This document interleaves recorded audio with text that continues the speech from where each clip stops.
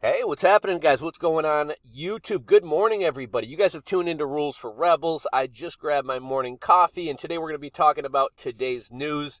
We got some big business news from yesterday. San Francisco has shut down In-N-Out Burger for not enforcing the thing in your arm mandate. They say we refuse to become the thing in your arm police. Now, I try to be kind of careful with the words I say making these videos, because if you say certain words, either your video is going to be shadow banned or it will be demonetized. I'm not sure why I even bother, because once I actually get into reading these articles, I wind up saying all these words anyways. And normally I slip up and say some of them anyways. But we'll try at least at the beginning to try to kind of avoid some of the words that YouTube doesn't want us saying.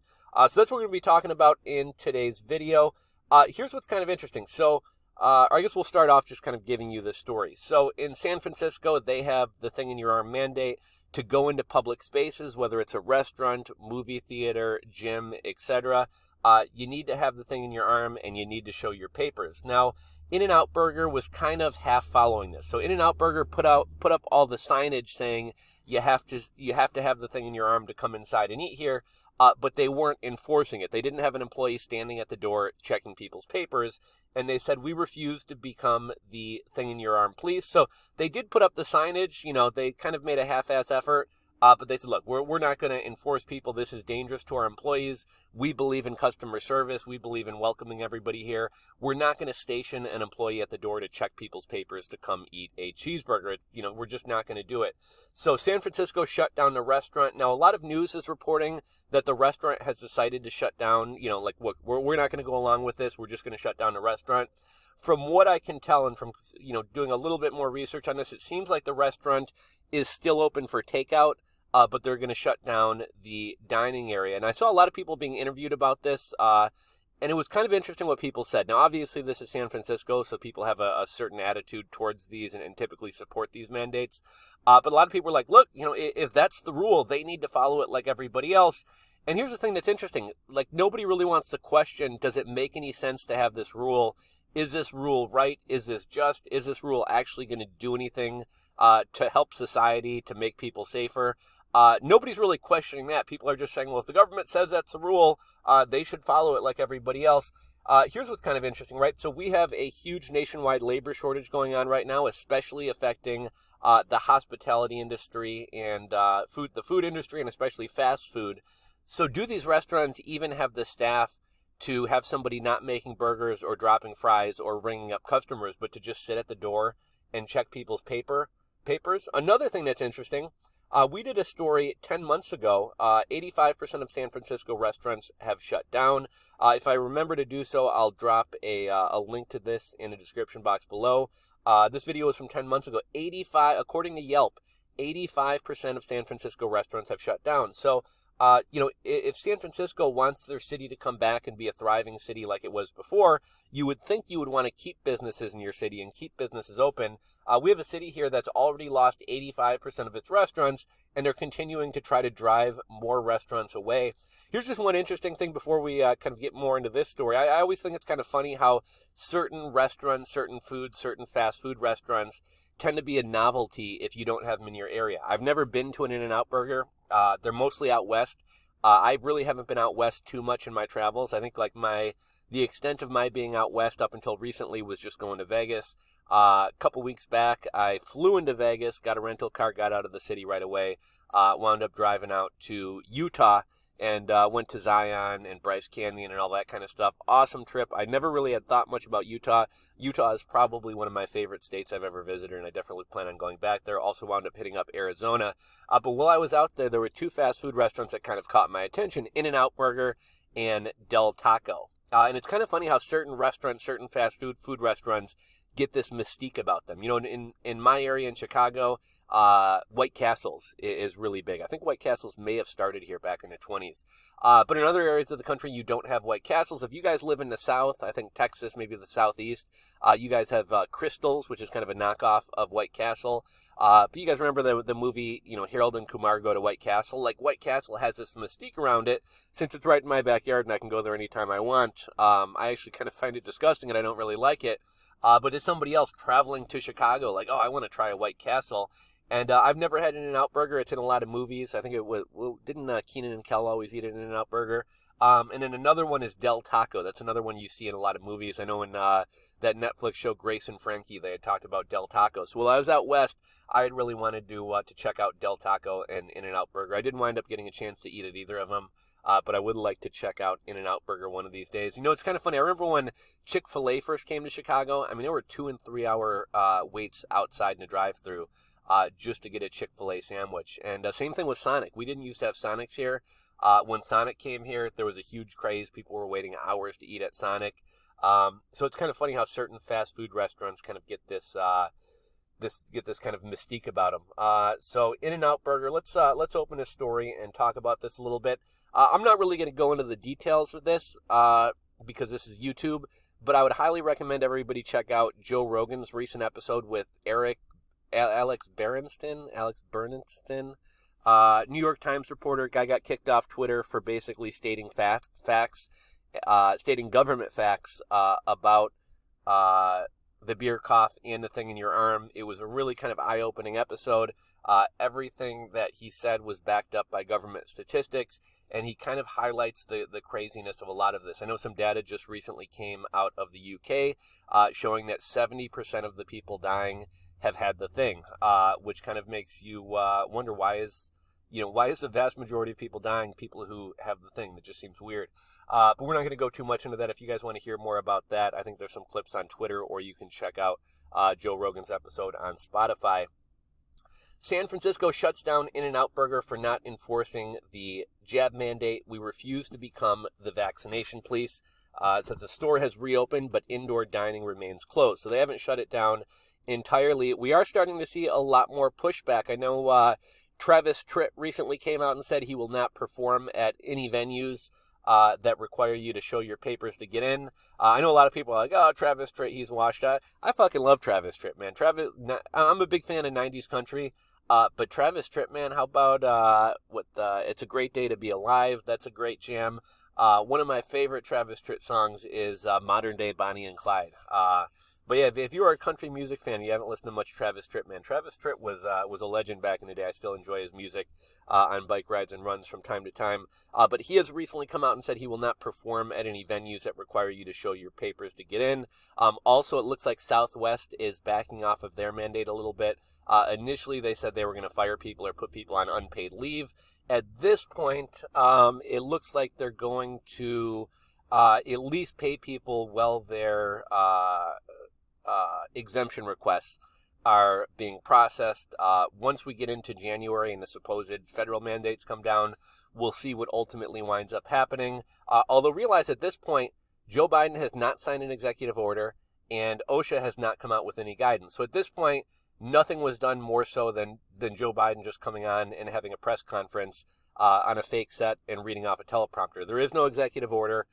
There is no OSHA mandate, and it's questionable whether those things are even legal and whether the federal government even has the power to fine companies or fine individuals, which doesn't look like that's the case. A lot of people will point to a Supreme Court precedent from earlier in the 19th century, but that was a state government, not a federal government, and it was basically you have to get the thing or you have to pay a fine, and the fine, even according to inflation or in today's value, is something like $100. So it's one thing to tell somebody they can't work. It's another thing to tell somebody they have to pay a $100 fine, which I'm sure many people would gladly pay just to be left alone, even though whether that's right or just or legal is questionable in and of itself. But let's get into this article. San Francisco shuts down In-N-Out Burger for not enforcing the jab mandate. We refuse to become the thing in your arm police. The store is reopened, but indoor dining remains closed. The city of San Francisco temporarily closed an In-N-Out fast food restaurant over the company's refusal to force customers to prove that they have had the thing in their arm against the beer cough. And here's what's kind of interesting. So I see a lot of people on Twitter and Reddit and things like that saying, are you also going to refuse to make your employees wash their hands? Or are you also gonna not enforce that people have to wear shoes and shirt to enter your business? I mean, here's where these conversations get really disingenuous, right? Like, I think anybody with the tiniest bit of common sense realizes that there's a difference between washing your hands and forcing somebody to to take a thing in their arm, right? Like very, very different things. There is zero risk associated with washing your hands, and it's pretty much 100% effective. Like if we're trying to prevent somebody from getting E. coli, your employee takes a dump and they wash their hands. Not only is there zero risk associated with that activity, short of them maybe slipping and falling in the bathroom, it's also basically 100% effective at preventing E. coli if they wash their hands properly. I don't know that we can say the same thing about not letting people in restaurants if they haven't had the thing. The San Francisco Department of Health closed the Fisherman's Wharf In-N-Out location on October 14th after the popular burger joint did not check the thing-in-your-arm status of customers, which violates an August mandate from the city requiring indoor diners to show proof of the thing-in-your-arm. In-N-Out, which operates 358 locations across the western United States, is owned by devout Christian Lindsay Snyder and is well known for including Bible verses at the bottom of their soda and milkshake cups. I saw a lot of people on Twitter and Reddit, which tend to be kind of anti-religion or anti-Christian, pointing out like, oh, don't forget this is the religion. I don't care if they're religious or not, man. The Christians make some delicious fucking chicken sandwiches, and from what I hear, they make good burgers as well. So I'm not really sure why anybody would be bothered by that. Our store properly and clearly posted signage to communicate local vaccination. Oh, I said the word. Local thing-in-your-arm requirements. In-N-Out Burger's chief legal and business officer, Arnie Wenzinger, said in a statement to Fox News, after closing our restaurant, local regulators informed us that our restaurant associates must actively intervene by demanding proof of the thing in your arm and photo identification from every customer, then act as enforcement personnel by barring entry for customers without proper documentation. So how crazy is this that you can't even go into a fast food restaurant without showing your papers? This is one of those things where if somebody had said this a year ago, people would have said, you're a conspiracy theorist. You have Nancy Pelosi, Joe Biden, and many others coming out saying, we are not going to say, show us your papers. We are not going to do mandates. We're not going to do passports. And a year passes and we're doing all this. Here's another interesting thing, right? You guys have probably heard the phrase, rules for thee, not rules for me.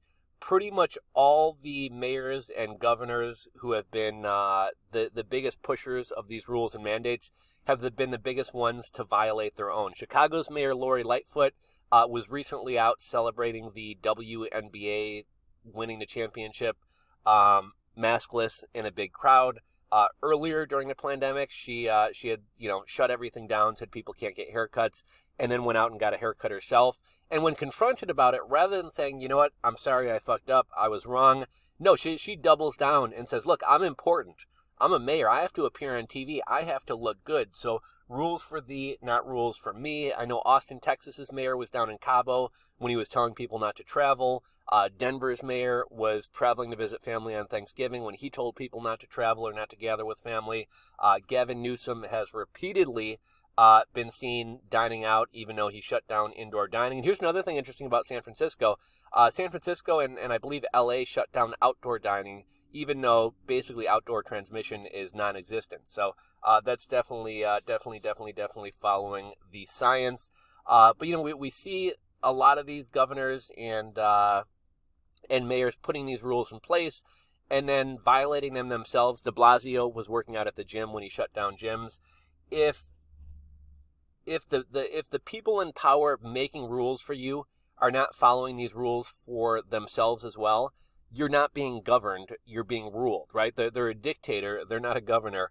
And it's insane that people stand by and allow this to continue to happen. But yeah, he said, we refuse to become the thing in your arm police for any government, Wenslinger declared, slamming the San Francisco Department of Health's requirements as unreasonable, invasive, and unsafe, and accusing the city of asking restaurants to segregate customers based on thing in your arm status. We fiercely disagree with any government dictate that forces a private company to discriminate against customers who choose to patronize their business, the statement said. This is a clear governmental overreach and is intrusive, improper, and offensive. The store has since reopened, but indoor dining is not available. In a statement to Fox News, the San Francisco Department of Health confirmed that the company was issued a notice of closure for the Fisherman's Wharf location on October 14th for noncompliance with the Safer Return Together health order. The department added that the company warned multiple times before the closure notice was served. The thing in your arm remains our best tool to fight this disease and come out of the beer cough. The statement said, "The thing in your arm is particularly important in an indoor setting where groups of people are gathering and removing their masks, factors that make it easier for the thing to spread. That's why San Francisco requires proof of the thing in your arm for indoor dining." And like, I think everybody kind of realizes how silly this is, right? Like you walk into a restaurant with the thing on, and then as soon as you sit at your table, you take the thing off. You have people within like 1 foot of you on all sides at a popular restaurant or a smaller restaurant. But we act like just walking through the door with this thing on your face is going to make a huge difference.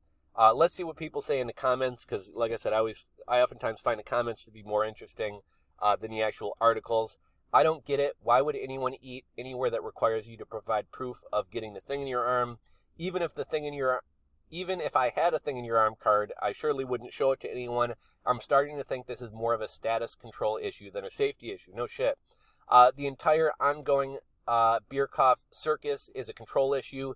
Keep them scared and intimidate them into complying. It's time we as a people recognize the problem for what it is and shut things down ourselves. Strikings, sickouts, boycotts, picket lines, hounding the officials, and whatever it takes to get government off our collective backs. It will be painful, more than inconvenient, but we need to turn the tables on the oppressors. Enough is enough.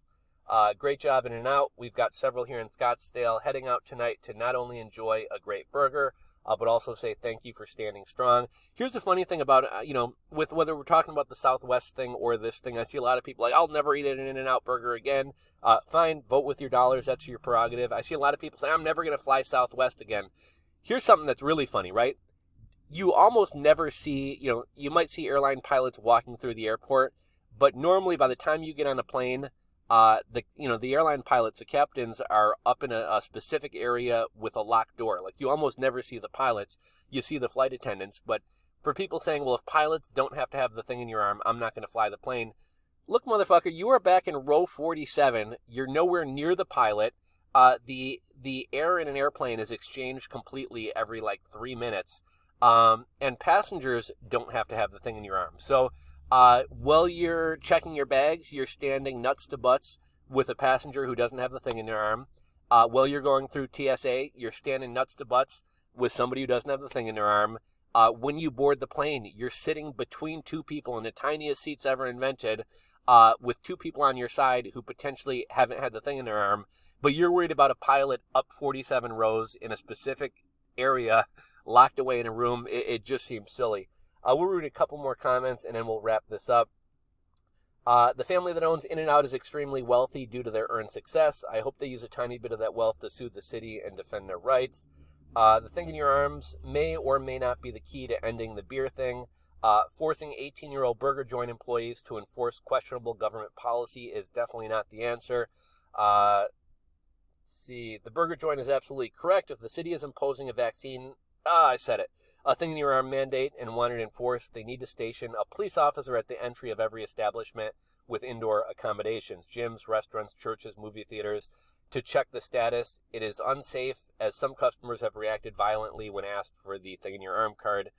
This is not the responsibility of a wait person or hostess, nor should it be. So what do you guys think? I would love to hear your guys' take on this story. Go ahead and drop a comment in the comments section below. If you're not subscribed to the channel, go ahead and click that subscribe button down below. Thanks for watching as always, and we'll catch you on the next video, guys. Later.